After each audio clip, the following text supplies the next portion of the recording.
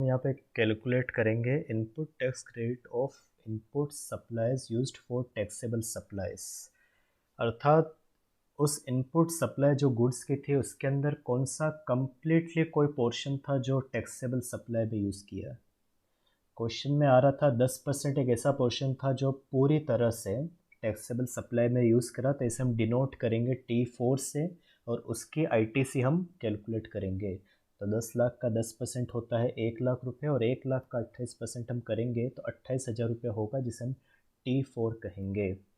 अब ये T1, T2, T3, T4 ये डिक्लेयर होगी फॉर्म GSTR 2 में रजिस्टर्ड पर्सन के द्वारा, और साथ ही साथ समराइज फॉर्म में इसका डिक्लेरेशन होगा GSTR 3B के अंतर्गत।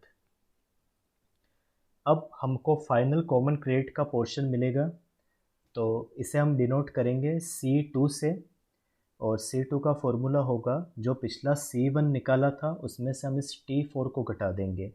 C1 हमने कैलकुलेट करा था 2,32,000 रुपये, और इसमें से हमने इस 28,000 के पोर्शन को निकाल दिया, तो कॉमन क्रेडिट C2 आ गई हमारे 2,04,000 रुपये। आगे के स्टेप हम और देखते हैं कि और हमें और क्या क्या करना है इसके अंदर। Then input tax credit for exempt supplies, अर्थात अब हमको इस 2,04,000 में से एग्जेम्प्ट सप्लाई का पोर्शन कितना है उस क्रेडिट को कैलकुलेट करना है। तो एक नॉर्मल गणित का फॉर्मूला है input tax credit for exempt supply, इसे हम डिनोट करेंगे D1 से E/F इंटू C2, यानी कि ये जो कॉमन क्रेडिट का पोर्शन निकाला जो पूरी तरह से सभी में यूज़ हुआ 2,04,000 रुपये, उसमें से हम क्या इंटू ओब्लिक में करेंगे, इसे इंटू में करेंगे output exempt supply upon total value of supply. E को डिनोट किया गया है आउटपुट एग्जेम्प्ट सप्लाई और एफ को डिनोट किया गया है टोटल वैल्यू ऑफ सप्लाई।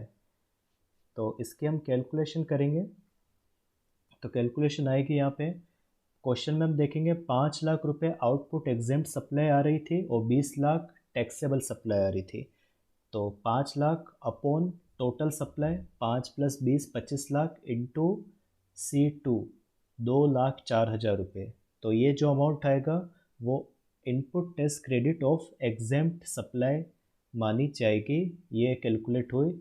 या हम चाहे तो ITC फॉर टैक्सेबल सप्लाई सीधा भी निकाल सकते हो, उसका फॉर्मूला वही हो जाएगा C2 यानी 2,04,000 इंटू, अब यहाँ ई पोर्शन हो जाएगा टैक्सेबल सप्लाई का कितना आउटपुट टैक्सेबल सप्लाई कितनी है 20 लाख अपॉन 25,000 अपॉन 25 लाख, तो जो अमाउंट आएगा वो ITC हो जाएगी टैक्सेबल सप्लाईज की। पर यहाँ रूल्स के अकॉर्डिंग सबसे पहले एग्जेम्प्ट सप्लाई निकालनी आवश्यक होती है, इसलिए हम फॉर्मूला लगाएंगे 2,04,000 इंटू एग्जेम्प्ट सप्लाई का टर्नओवर या output exempt supply upon total supply जिसमें आउट एग्जेम्प्ट टैक्सेबल सभी शामिल होगी। तो इसकी कैलकुलेशन आई 40,800 और C2 हमारा आ रहा है 2,04,000 रुपये। अगले स्टेप में करेंगे here input supply use for non business purpose. जैसा क्वेश्चन में दे रखा था कि input supply non taxable non business purpose के लिए भी यूज़ हुई, यानी कि पर्सनली यूज़ हुई होगी पर उसका कोई टर्नओवर दे नहीं रखा होगा, ऑब्वियसली उसको टर्नओवर में शो नहीं कर सकते, पर उसको भी निकालना आवश्यक है। अब यहाँ प्रोविज़न है जो भी C2 हमने कैलकुलेट करा उसका सीधा 5% माना जाएगा पोर्शन नॉन बिजनेस पर्पस का, चाहे कितना भी यूज़ हुआ हो। पर यहाँ पे एक कंप्लीट प्रोविज़न दे रखा है C2 जितना भी 5% पोर्शन जो भी होगा वो नॉन बिजनेस पर्पस का माना जाएगा। तो C2 हमारा जो निकला था 2,04,000 रुपये, उसका 5% कैलकुलेट करा 10,200 रुपये थे। 10,200 input tax non business purpose की मानी जाएगी। अब input tax credit available in common credit, अब C2 जो 2,04,000 था, अब इस पोर्शन में कितना अमाउंट हम यूटिलाइज कर सकते हैं, तो उसका फॉर्मूला है C2 जो था हमने निकाला था 2,04,000, इसमें से हम घटा देंगे D1 और साथ ही साथ D2 जो नॉन बिजनेस पर्पस के लिए आ रहा है। ऑब्वियसली जो क्रेडिट एग्जेम्प्ट में यूज़ हुई होगी उसकी हम इनपुट टैक्स क्रेडिट यूज़ नहीं कर सकते, साथ साथ जो क्रेडिट नॉन बिजनेस पर्पस के लिए यूज़ हुई उसे भी हम यूज़ नहीं कर सकते हैं।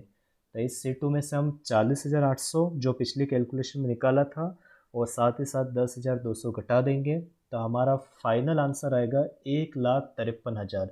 अर्थात जो 3,16,000 पूरा पोर्शन आया था उसमें से हम 1,53,000 रुपये यूज़ कर सकते हैं, या कॉमन क्रेडिट जो हम कह सकते हैं 2,04,000 रुपये, उसके अंदर से हम 1,53,000 टैक्सेबल सप्लाई का बन रहा है, बाकी exempt and non business purpose का बन सकता है। तो फाइनल आंसर में लिखेंगे total input tax credit available all over कितने इस केस के अकॉर्डिंग हमने इनपुट टैक्स क्रेडिट निकाली। 1,53,000 हमने कॉमन क्रेडिट के अंदर से, साथ ही साथ प्लस 28,000 जो हमने पिछली स्लाइड में देखा था 10% पोर्शन कम्प्लीटली टैक्सेबल सप्लाई में यूज़ हुआ था, वो ये उसकी क्रेडिट भी हम ले सकते हैं। तो 28,000 प्लस 1,53,000, तो फाइनल आंसर आ जाएगा टोटल इनपुट टैक्स रेट हमने ऑल ओवर ली 1,81,000। और अगर क्वेश्चन में ये आ जाए कि कॉमन क्रेडिट में से कितना पोर्शन आईटीसी में यूज़ कर सकते हैं, तो उसका आंसर होगा 1,53,000 रुपये। सीजीएसटी रूल 43 डिस्कस करता है कैपिटल गुड्स के बारे में, 42 डिस्कस करता है input goods and input services के बारे में, एंड 43 स्पेशली डिस्कस करता है कैपिटल गुड्स के बारे में। कैपिटल गुड्स क्या होता है इसके बारे में डिस्कस कर चुके हैं। एग्जाम्पल से समझते हैं इस पूरे रूल को, स्टेप वाइज कैसे कैलकुलेशन करनी होगी। क्वेश्चन दे रखा है, मिस्टर ए ने कैपिटल गुड्स परचेस किया 15 लाख रुपए। कैपिटल गुड्स तो ऑब्वियसली मूवेबल भी होगा, अगर किसी तरह की बिल्डिंग या इमूवेबल प्रॉपर्टी होती तो वो कैपिटल गुड्स की श्रेणी में नहीं आएगा, इस बात का ध्यान रखें। तो कैपिटल गुड्स जिसकी कीमत थी 15 लाख रुपए और उस पर 28% जीएसटी का पेमेंट मिस्टर ए के द्वारा किया गया, और ये कम्प्लीटली कैपिटल गुड्स था जो कॉमन पर्पस में यूज़ हुआ। अब यहाँ पे हम देखेंगे output taxable supply mister A के द्वारा कितनी की गई, 20 लाख रुपए और 28% जीएसटी वसूल किया गया होगा। एग्जेम्प्ट सप्लाई इसके द्वारा की गई 5 लाख जिस पे 0% जीएसटी वसूल किया गया होगा।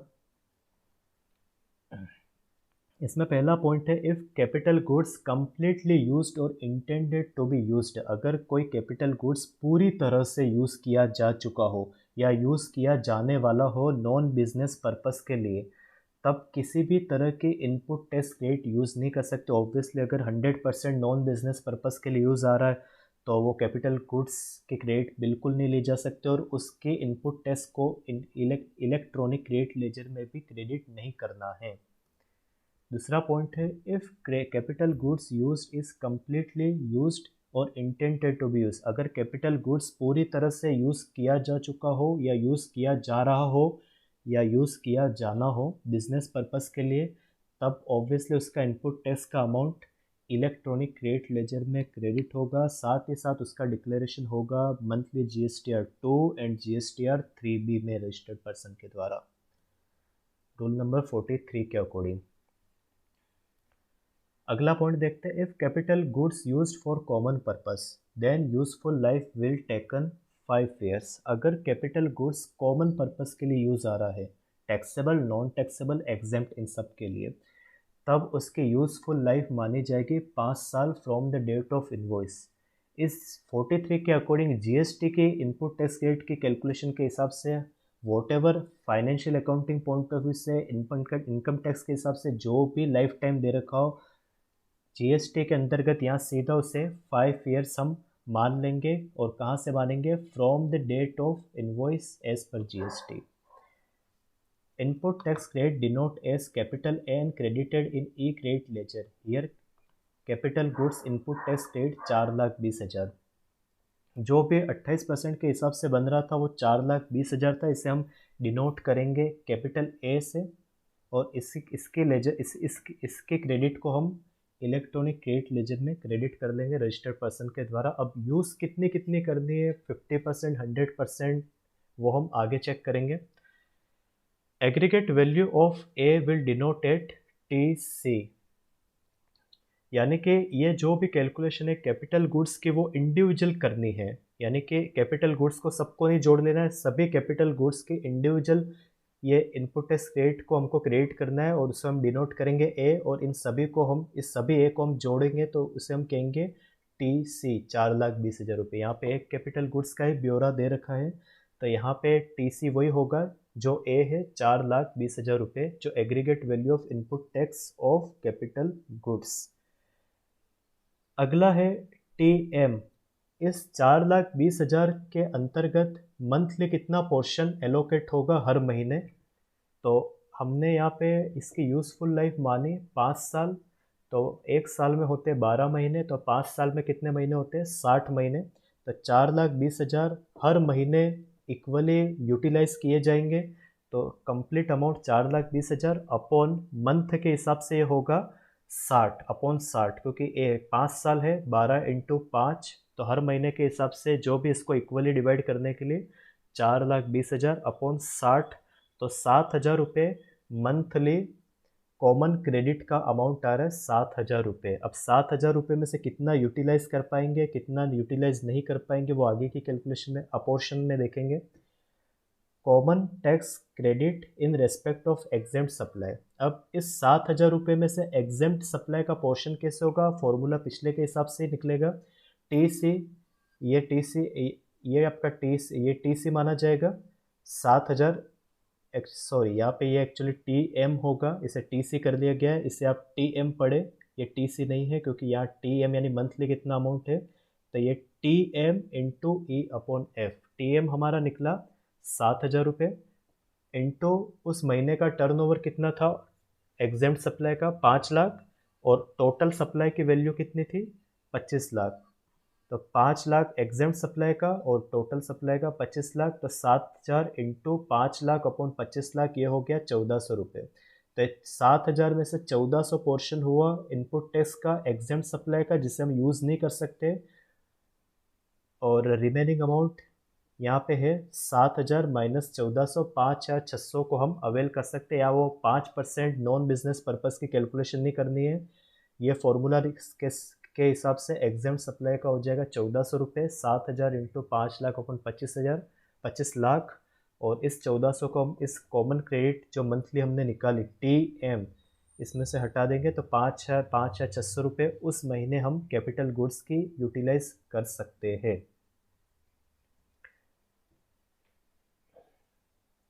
सेक्शन 17 सबसेक्शन 2 का प्रोविजन हम यहाँ देखेंगे। Where input supply used by registered person partly for effective taxable supply including zero rated supply under CGST IGST act and partly for exempted supply, then amount of credit will restricted to input tax as per attributable to said taxable supply including zero rated supply।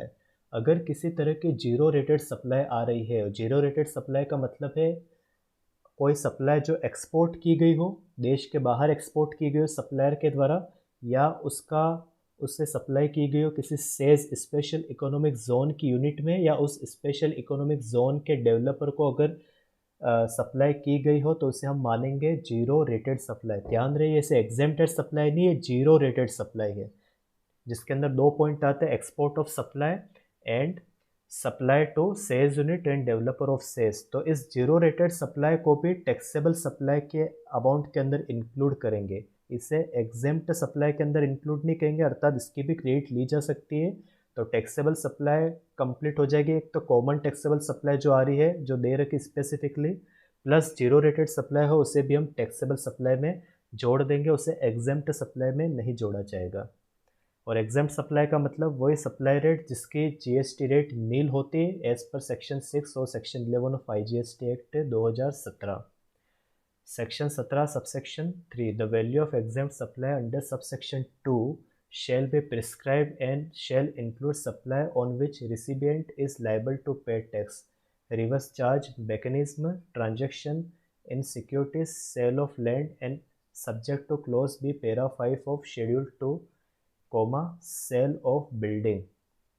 अब यहाँ पे बात आ रही है exempt supply के अंदर क्या क्या जुड़ेगा। अगर क्वेश्चन के अंदर किसी भी तरह का रिवर्स चार्ज मैकेनिज्म से related turnover, sale of immovable property से रिलेटेड टर्नओवर दे रखा हो, तो उसे भी हम एग्जेम्प्ट सप्लाई में जोड़ेंगे, क्योंकि वहाँ बाइफर्केशन दो ही हो रहे थे, एक तो एग्जेम्प्ट सप्लाई और एक टैक्सेबल सप्लाई। तो पहले सेक्शन में हमने देखा कि टैक्सेबल सप्लाई में जीरो रेटेड सप्लाई इंक्लूड होती है, और एग्जेम्प्ट सप्लाई के अंदर रिवर्स चार्ज मैकेनिज्म से रिलेटेड टर्नओवर, इमूवेबल प्रॉपर्टी को जो बेचा वो टर्नओवर एग्जेम्प्ट सप्लाई में कैलकुलेशन बेस के लिए हम जोड़ेंगे, अगर क्वेश्चन में दे रखा हो।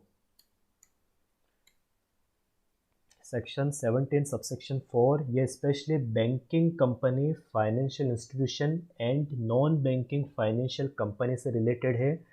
इस तरह के इंस्टीट्यूशन या इस तरह के ऑर्गेनाइजेशन को गवर्नमेंट या इस एक्ट के अकॉर्डिंग कुछ स्पेशल रियायत या कुछ प्रोविज़न या कुछ ऑप्शन है। ऑप्शन क्या है वो हम देखेंगे।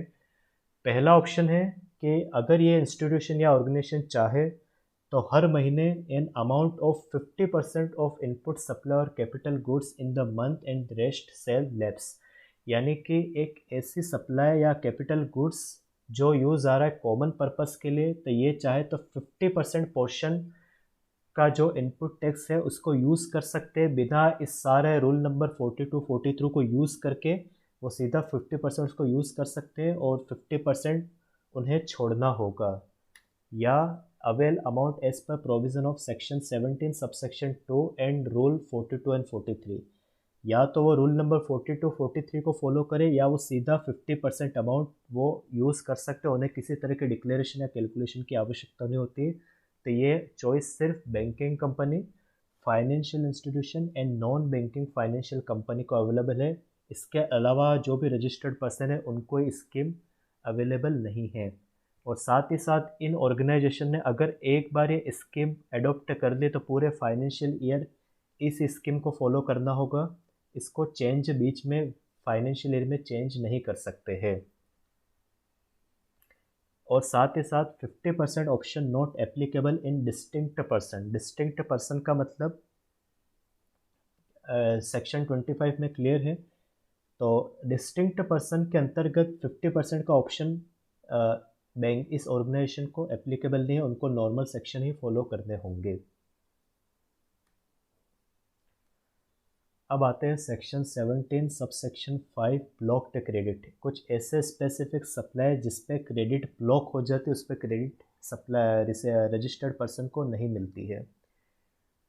Input tax credit is not allowed in certain supply even use in business और furtherance of business.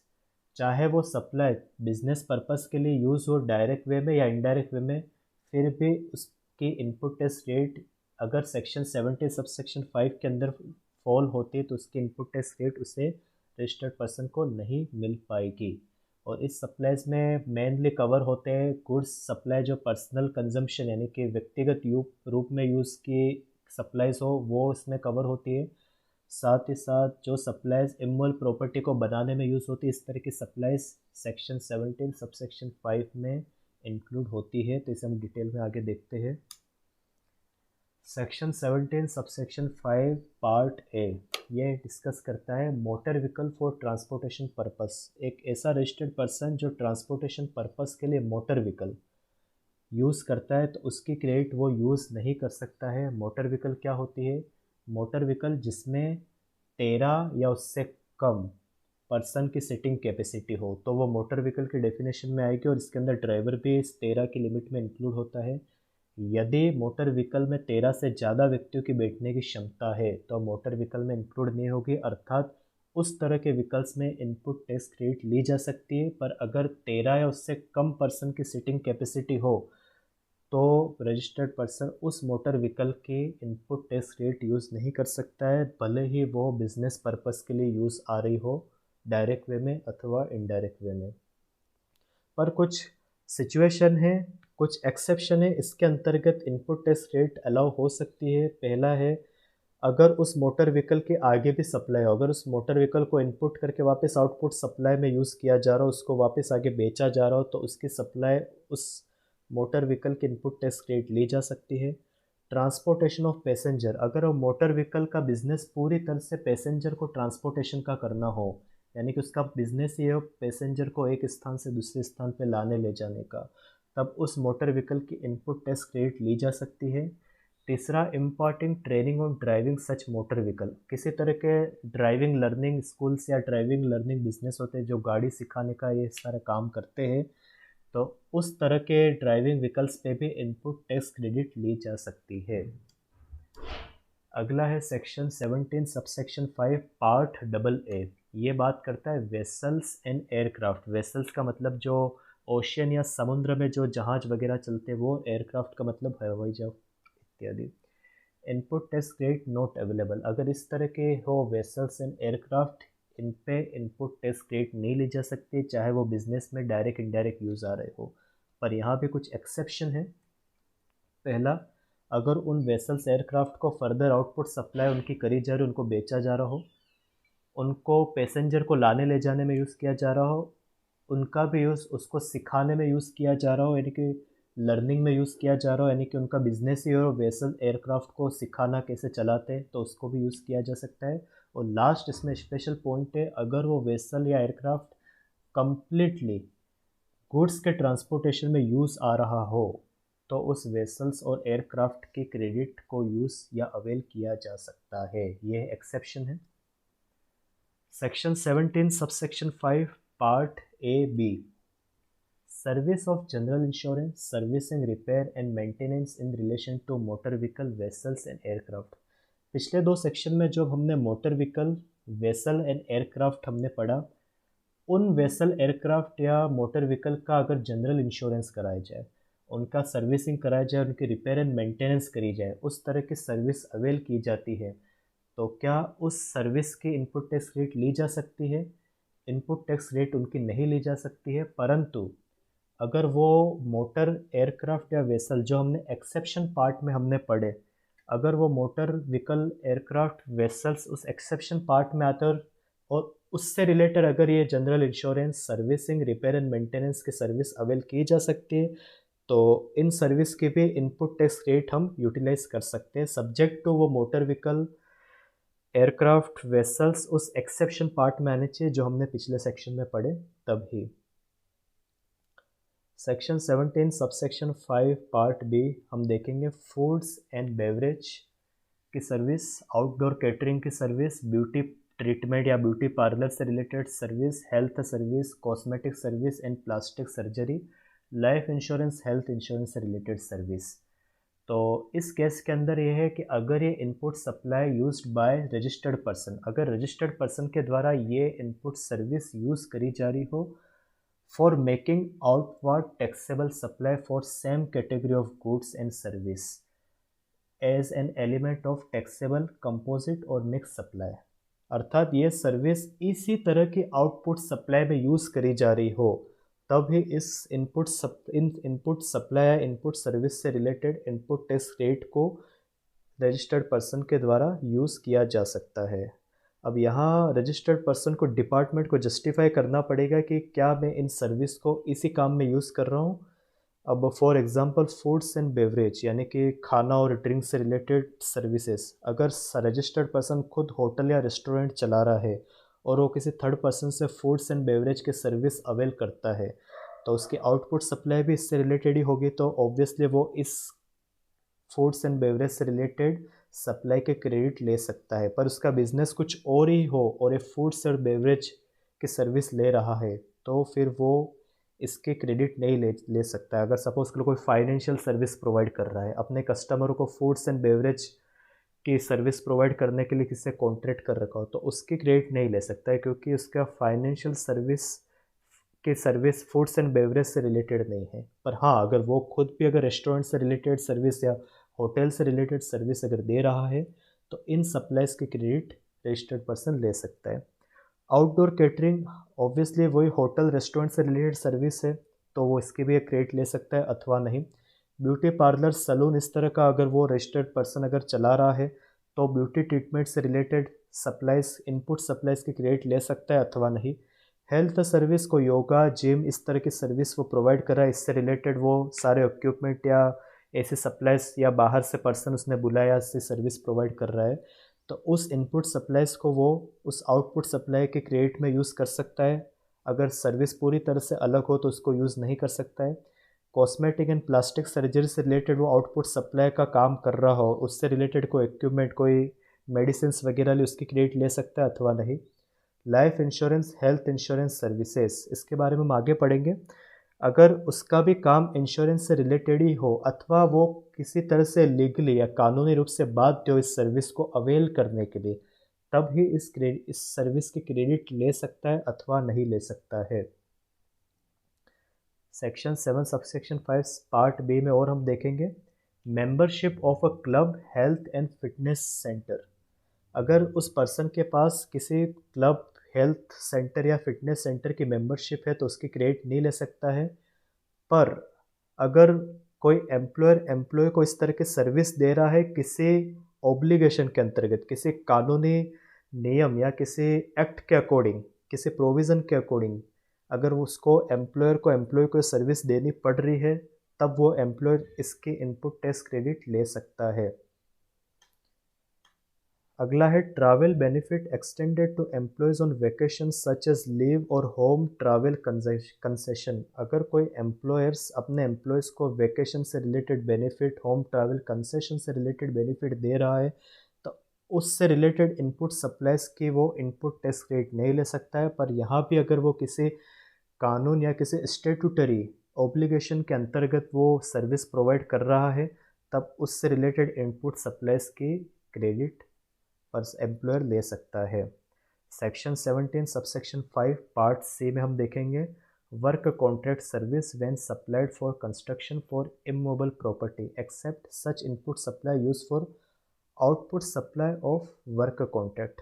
Work contract का मतलब होता है कि ठेकेदार, यानी कि कोई ठेका सर्विस दे रहा है कोई मूवेबल प्रॉपर्टी या इमूवेबल प्रॉपर्टी बनाने का। तो किसी इमूवेबल प्रॉपर्टी को बनाने के लिए अगर कोई किसी को वर्क कॉन्ट्रैक्ट सर्विस मिली है और उससे रिलेटेड वो इनपुट सप्लाई कर रहा है, तो उसकी क्रेडिट वो नहीं ले सकता है। पर अगर उसका काम ही प्राइमरी वर्क कॉन्ट्रैक्ट का है और उसको वो इनपुट सप्लाई एसेंशियल है, बहुत ज़रूरी अपने कार्य को निष्पादित करने के लिए, उसको कंप्लीट करने के लिए, और उसका एक्सक्लूसिवली काम ही वर्क कॉन्ट्रैक्ट का है, तब उस इनपुट सप्लाईज को वर्क कॉन्ट्रैक्ट जस्टिफाइबल यूज़ कर सकता है, पर उसे आगे उस काम को जस्टिफाई करना होगा। अब self construction of immovable property, अगर कोई पर्सन खुद ही इमूवेबल प्रॉपर्टी का कंस्ट्रक्शन करा, उससे कंस्ट्रक्शन से रिलेटेड वो सप्लाईज करता हो, चाहे सर्विस अवेल करता हो या गुड्स अवेल करता हो, तो उसकी इनपुट टैक्स क्रेडिट नहीं ले सकता है, चाहे वो इमूवेबल प्रॉपर्टी बिजनेस में यूज़ आ रही हो डायरेक्ट वे में या इनडायरेक्ट वे में। सेक्शन 17 सबसेक्शन 5 पार्ट ए में हम देखेंगे tax paid for input supplies by person registered under composition scheme section 10 of CGST act 2017 then ITC not allowed. अगर कोई पर्सन कंपोजिशन स्कीम के अंतर्गत रजिस्टर्ड है, सेक्शन 10 इसके बारे में एक्सप्लेन करता है, उसके अंतर्गत पर्सन अगर रजिस्टर्ड है तो किसी भी तरह की इनपुट टैक्स क्रेडिट वो पर्सन नहीं अवेल या यूटिलाइज कर सकता है। Input supplies received by non-resident taxable person, then input tax rate is not allowed। अगर किसी नॉन रेजिडेंट पर्सन के द्वारा किसी इनपुट सप्लाईज को अवेल किया जाता है तो वो इनपुट टैक्स रेट को यूज़ नहीं कर सकता है। पर वो अगर नॉन रेजिडेंट पर्सन किसी गुड्स का इंपोर्ट करता है तो इंपोर्ट के दौरान उसके IGST पोर्शन का वो क्रेडिट नॉन रेजिडेंट पर्सन ले सकता है। नॉन रेजिडेंट पर्सन क्या होता है? एक पर्सन जो इंडिया के बाहर रहता है और उस पर्सन के पास में किसी भी तरह का फिक्स या परमानेंट प्लेस नहीं होता है बिजनेस करने के लिए इंडिया में, उसे हम कहते हैं नॉन रेजिडेंट पर्सन GST के अकॉर्डिंग। इसके अंदर अगला सेक्शन है section 17 subsection 5 part H। Input tax credit available when input supply use for personal consumption. ये से आप नॉट अवेलेबल पढ़े, टाइपिंग मिस्टेक है। Input tax credit is not available, वो कब अवेलेबल नहीं कर सकता है? जब वो पर्सनल कंजम्पशन में अगर वो गुड्स को सप्लाईज का यूज़ करता है तो इनपुट टैक्स क्रेडिट उसे अवेलेबल नहीं होगी। आप इसे नोट पढ़े, इनपुट टैक्स क्रेडिट अवेलेबल नहीं होगी जब उसे अपने पर्सनली यूज़ कर रहा है पर्सनल कंजम्पशन में, तो ऑब्वियसली उसे इनपुट टैक्स क्रेडिट नहीं मिलेगी। अगला है सेक्शन 17 सबसेक्शन 5 पार्ट H। अगर क्या होगा जब गुड्स डिस्पोज करा जाता है रजिस्टर्ड पर्सन द्वारा, यानी कि राइट ऑफ करा जाता है, किन किन कारणों पे? अगर वो किसी पर्सन को गिफ्ट में दे दे तब उसके इनपुट टैक्स क्रेडिट नहीं ले सकता और ब्लॉक्ड क्रेडिट में माना जाएगा। उस पर्टिकुलर गुड्स को सैंपल्स के रूप में, फ्री सैंपल्स के रूप में इधर उधर वितरित करे, डिस्ट्रीब्यूट करे, उसकी क्रेडिट नहीं ले सकता है। वो गुड्स सपोज करो लॉस्ट हो गया, गुम गया, उसको डिस्पोज करता है, उसकी क्रेडिट नहीं ले सकता है। गुड्स चोरी हो गया, उसकी क्रेडिट नहीं ले सकता है। गुड्स डिस्ट्रॉयड हो गया, उस नुकसान हो गया, उसकी क्रेडिट नहीं ले सकता है। और किसी और कारणों से उसने गुड्स को ही पूरी तरह से राइट ऑफ कर लिया अपने बुक्स ऑफ अकाउंट में, तो उसकी क्रेडिट सेक्शन 17 सबसेक्शन 5 के अकॉर्डिंग रजिस्टर्ड पर्सन नहीं ले सकता है। अगले सेक्शन हम आगे सेशन में कंटिन्यू करेंगे। तब तक के लिए थैंक यू।